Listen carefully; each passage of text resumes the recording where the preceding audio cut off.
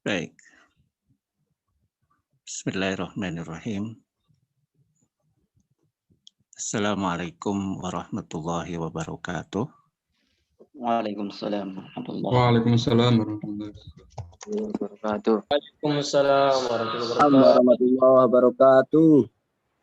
wabarakatuh. Alhamdulillahi wahda wassalatu wassalamu ala man la nabiyya ba'da wa la hawla wa la quwwata illa billah. Amma ba'd. Ma'asyiral hudur rahimakumullah. Qad qala rabbukum fi kitabil karim. A'udzu billahi minasyaitonir rajim. Qul hal yastawil ladzina ya'lamuna wal ladzina la ya'lamun. Innama yatadzakkaru ulul albab. Shadaqallahul adzim. Yang kami hormati Rektor Universitas Islam Negeri Sunan Kalijaga, yang kami hormati Dekan Fakultas Syariah dan Hukum UIN Sunan Kalijaga, yang kami banggakan Wakil Dekan Bidang Kemahasiswaan Fakultas Syariah dan Hukum UIN Sunan Kalijaga, Saudara Ketua Panitia beserta pasukannya yang sangat membanggakan, Ketua Himpunan Mahasiswa Jurusan Perbandingan Mazhab Fakultas Syariah dan Hukum UIN Sunan Kalijaga yang dengan sangat rapih mengkoordinasi acara ini. Tentu last but not least, dua sahabat muda, satu kolega yang lebih awal tapi sama mudanya, tiga orang yang nanti ke depan akan menjadi tulang punggung prodi perbandingan mazhab. Pertama, Gus Dr. Anis Masduki, LC MSI. Lalu yang kedua, Gus Hijrian. Dan Gus Hijrian, maaf, LC LLM. Dan yang ketiga, Gus Husnul Hitam, LCM Home, rahimakumullah. Sungguh bersyukur pada Allah, acara yang dirancang di tengah melaksanakan bulan Ramadan ini, di tengah kewajiban kita berpuasa. Saudara Ketua Panitia berdiskusi dengan saya singkat, padat, dan seperti yang disampaikannya, saya hanya mengantarkan, memperbaiki, dan yang perlu diarahkan ya diarahkan. Oleh karenanya,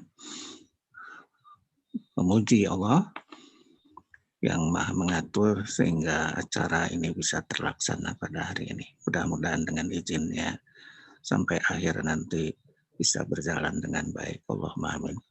Shalawat serta salam tentu Allah senantiasa anugerahkan pada uswah sana kita Nabi terakhir Rasul penutup Sang Mustafa Muhammad Sallallahu Alaihi Wasallam, juga pada keluarganya, para sahabat, tabi'in, atba'at tabi'in, dan kaum muslimin pada umumnya. Allahumma amin.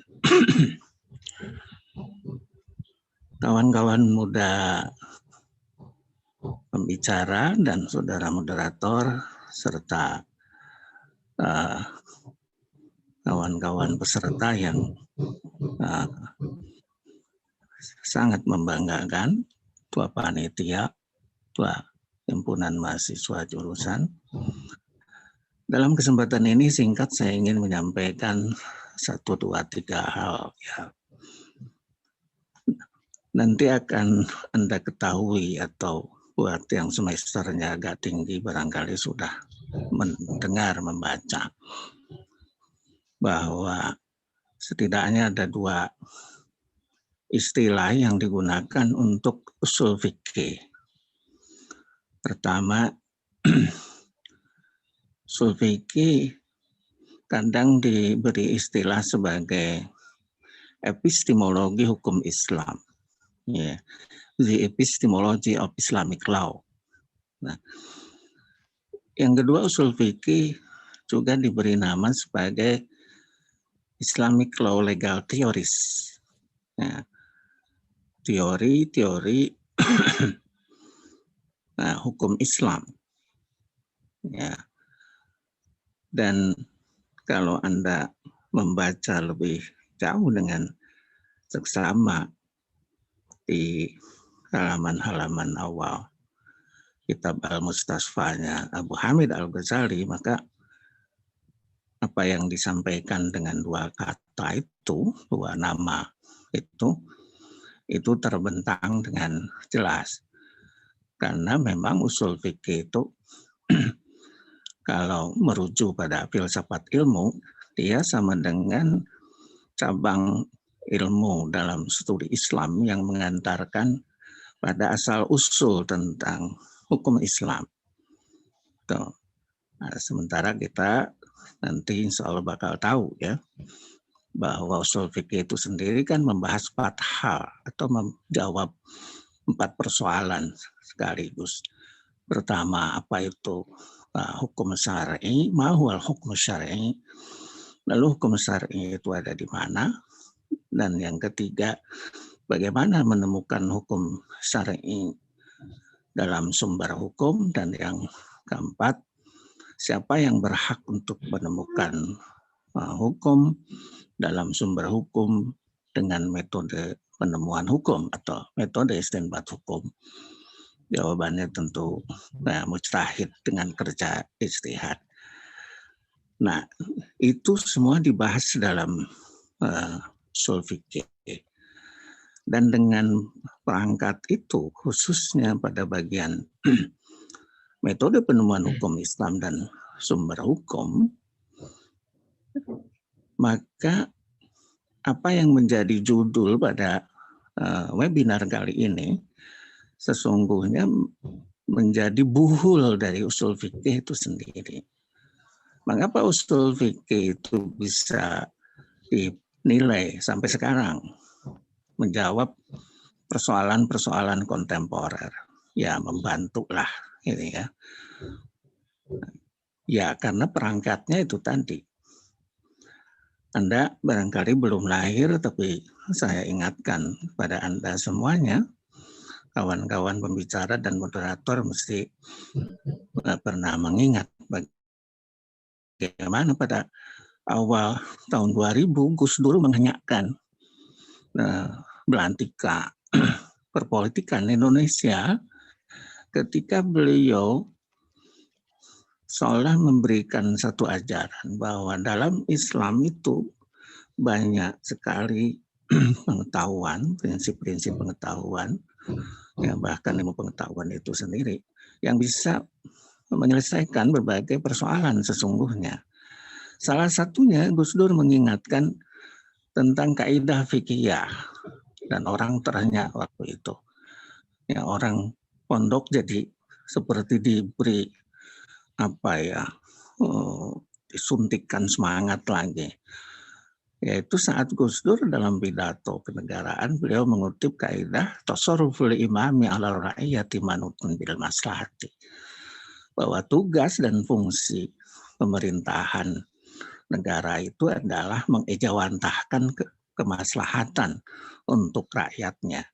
Sejauh mana kemaslahatan itu bisa diwujudkan untuk masyarakat, maka sejauh itu pula kehadiran pemerintah, kehadiran negara itu dirasakan.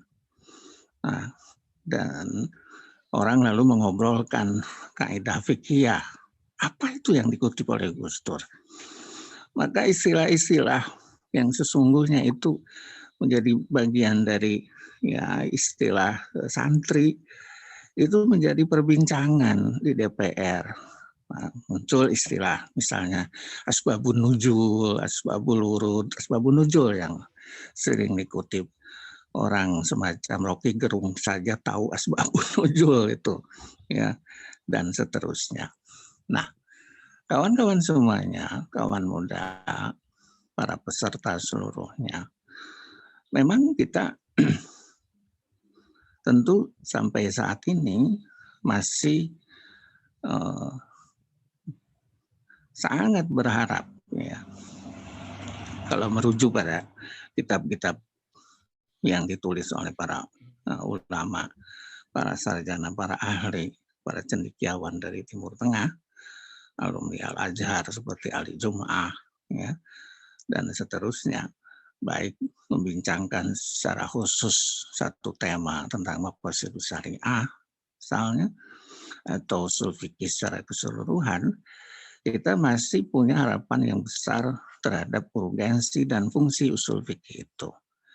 Persis seperti tadi saya mengatakan bagaimana kaidah fikih yang difungsikan sebagai, ya, dalil, sebagai hujah oleh Gus Dur, bisa menjadi pendalilan terhadap, ya, pandangan kenegaraan itu dengan teksnya dan seterusnya. Nah, sebagai misal, saya ingatkan saja satu contoh. Sampai sekarang kita masih mendiskusikan, ada ikhtilaf bagaimana hukum menggunakan sel punca, stem cell. Dan salah satu dosen senior di UIN Sunan Kalijaga, bahkan beliau mantan rektor kita, itu menggunakan jasa stem cell itu. Karena beliau orang kaya, beliau melakukannya, harganya itu di bawah 1 miliar, ya 500 juta sampai mendekati 1 miliar. Ya, karena menyiapkannya mahal, memisahkannya dari embrio itu tidak mudah, dan seterusnya. Ada persoalan tentang kebolehannya. Kenapa? Karena dia berasal dari embrio manusia. Sedangkan embrio itu sama dengan entitas manusia itu sendiri. Ya, sudah menjadi awal manusia. Nah, tapi di satu sisi itu bisa melanjutkan kehidupan. Kalau dikembalikan kepada Al-Kuliyatul Khams, itu bagian dari hifdzun nafas. Ya. Tapi di sisi lain, embrio itu sendiri dimatikan ketika difungsikan, digunakan sebagai sel yang dimasukkan pada tubuh orang yang memerlukan stem cell itu, sel punca itu. Maka ada diskusi di sana. Kalau Anda merujukkannya pada ijtihad bayani, pasti yang ditemukan adalah haram. Kenapa? Karena itu sama dengan qatala nafsan, ya, bighairi nafsin. Membunuh jiwa sama dengan membunuh kemanusiaan. Man qatala nafsan bighairi nafsin aw fasadin fil ardi faka'annama qatala nasa jami'a. Tapi akan dihadapkan dengan dalil bayani yang lain, apa? Menghidupkan jiwa, memperpanjang usia. Waman ahyaha faka'annama ahyan nasa jami'a. Nah, oleh karenanya salah satu penyelesaian terbaiknya itu adalah pendekatan burhani. Ya, ijtihad burhani yang di dalamnya tentu saja maqasidus syariah digunakan. Saya berharap Anda semuanya akrab dengan istilah-istilah itu.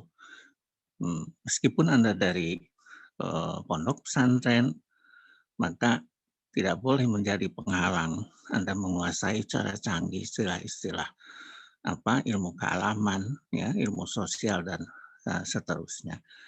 Para pembicara pada siang hingga sore hari ini adalah orang-orang hasil pondok, moderator juga. Saya sendiri alhamdulillah dari pondok, saya nyambi SMA, sehingga ketika selesai dari pondok saya punya ijazah 3, punya ijazah aliyah, punya ijazah SMA, juga punya ijazah pondok. Kawan-kawan semuanya, mudah-mudahan dengan webinar kali ini kita akan memulai tradisi webinar yang lebih rapi lagi. Ada misalnya per 2 bulanan per semesteran, dan seterusnya, bahkan kita nanti bergilir semua dosen diberi kesempatan untuk menjadi pemateri ya. Kita dahulukan dulu dosen prodi dengan tujuan tertentu dan maksud-maksud tertentu. Tentu ada siasat, ada hal yang harus diperhatikan di sana. Setelah itu baru antar dosen prodi dengan dosen luar, dengan dosen prodi lain, bahkan dengan dosen luar. Itu sebabnya kali ini kita hadirkan 2 dosen muda kita, bahkan moderatornya juga adalah dosen muda kita. Saya sangat berterima kasih kepada 2 pembicara dan moderator yang merespon segera apa yang menjadi keinginan kawan-kawan mahasiswa pada siang hingga hari ini. Mudah-mudahan Allah membalas kebaikan Anda semuanya. Dan sekali lagi saya tak lupa terima kasih Saudara Ketua Panitia, terima kasih Saudara Ketua NJ, dan terima kasih seluruh peserta. Wabillahi taufiq wal hidayah. Wassalamualaikum warahmatullahi wabarakatuh. Waalaikumsalam warahmatullahi wabarakatuh.